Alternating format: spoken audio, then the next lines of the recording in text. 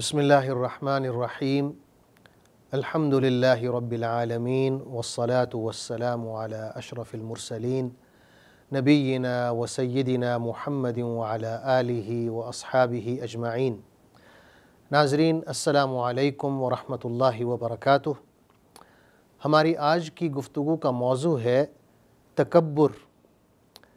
تکبر ایک ایسی اخلاقی بیماری ہے جس کے بارے میں اللہ نے اور اللہ کے رسول صلی اللہ علیہ وسلم نے ہمیں متنبہ کیا ہے۔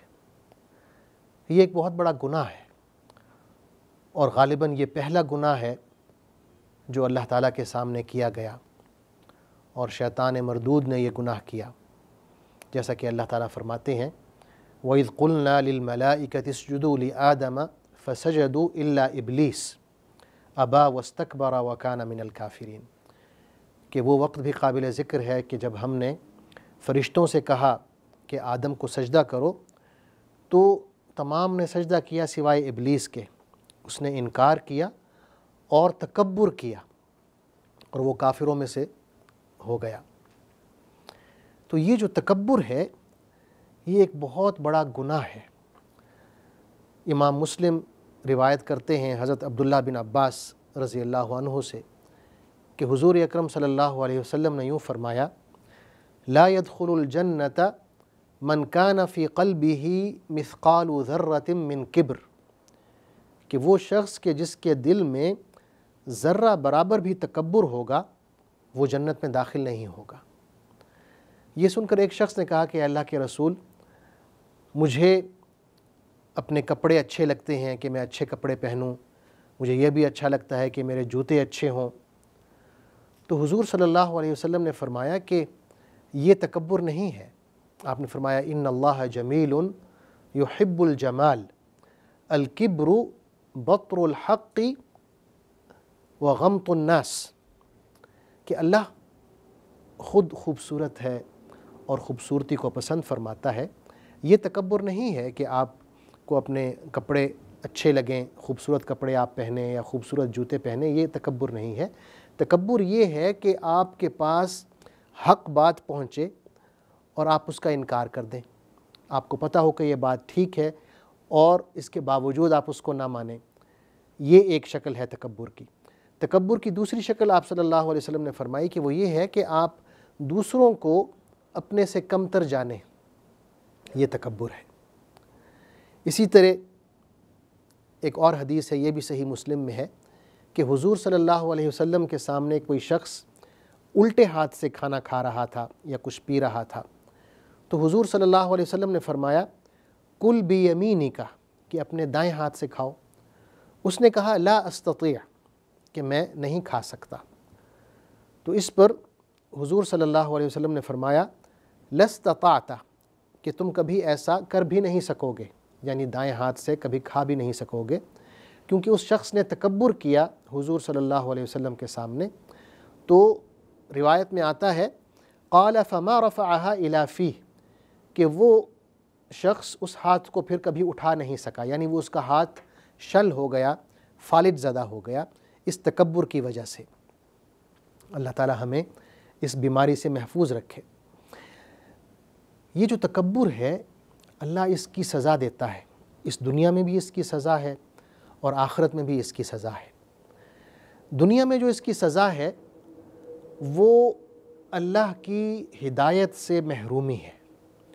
قرآن مجید میں اللہ تعالیٰ فرماتے ہیں سأصرف عن آیاتی الذین یتکبرون فی الارض بغیر الحق، کہ وہ لوگ جو زمین میں بغیر کسی حق کے تکبر کرتے ہیں انہیں میں اپنی نشانیوں سے، اپنی آیات سے دور رکھوں گا، تو وہ ہدایت کو نہیں پا سکیں گے۔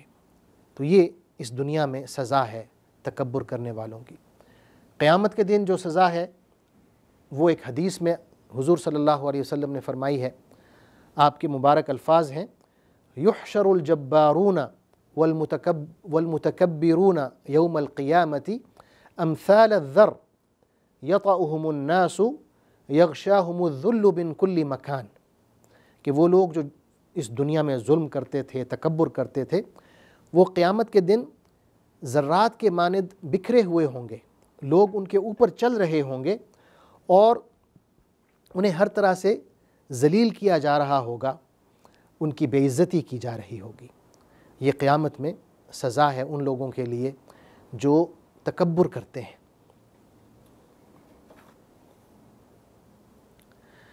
تو ناظرین، تکبر ایک ایسی اخلاقی بیماری ہے جو انسان کو ایک اچھا مسلمان نہیں بننے دیتی، اور جب تک ہم ایک اچھے مسلمان نہیں بنتے ہم جنت میں داخل نہیں ہو سکتے۔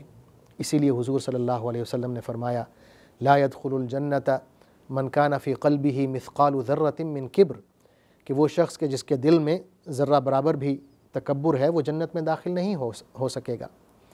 اسی طرح وہ شخص جو تکبر کرتا ہے وہ اپنے لیے جو پسند کرتا ہے وہ دوسروں کے لیے پسند نہیں کرتا، جبکہ حضور صلی اللہ علیہ وسلم نے مومن کی تعریف یہ بیان کی ہے کہ مومن وہ ہوتا ہے کہ اپنے لیے جو پسند کرتا ہے وہی دوسروں کے لیے بھی پسند کرتا ہے۔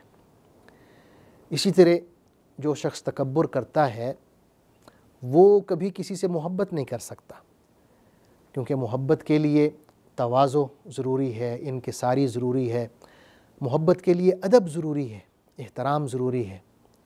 جیسا کہ کہا گیا ادب پہلا قرینہ ہے محبت کے قرینوں میں، تو جس شخص میں تکبر ہوگا وہ کسی سے محبت نہیں کر پائے گا۔ اسی طرح ایک مغرور انسان جو ہے وہ کسی کی نصیحت کو، کسی کے مخلصانہ مشورے کو قبول نہیں کرتا، اور اس طرح وہ نقصان اٹھاتا ہے۔ ناظرین، یہ جو تکبر کی بیماری ہے افراد میں تو ہوتی ہی ہے، بعض دفعہ یہ گروہوں میں بھی آ جاتی ہے، برادریوں میں بھی آ جاتی ہے، قوموں میں بھی آ جاتی ہے۔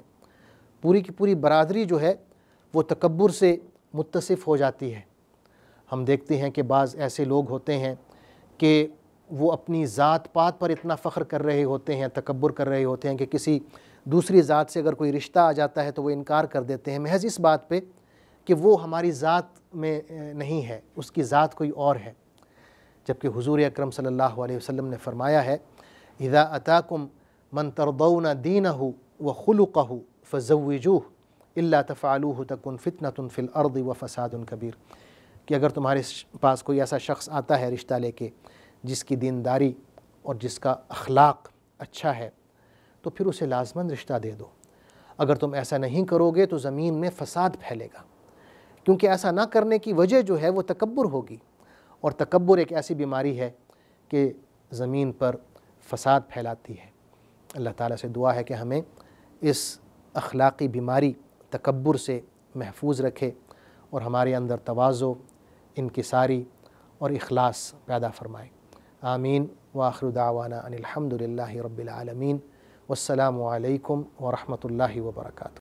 اللہم صلی علی سیدنا محمد وعلی آلہ وصحبہ وسلم۔ اللہم صلی علی سیدنا محمد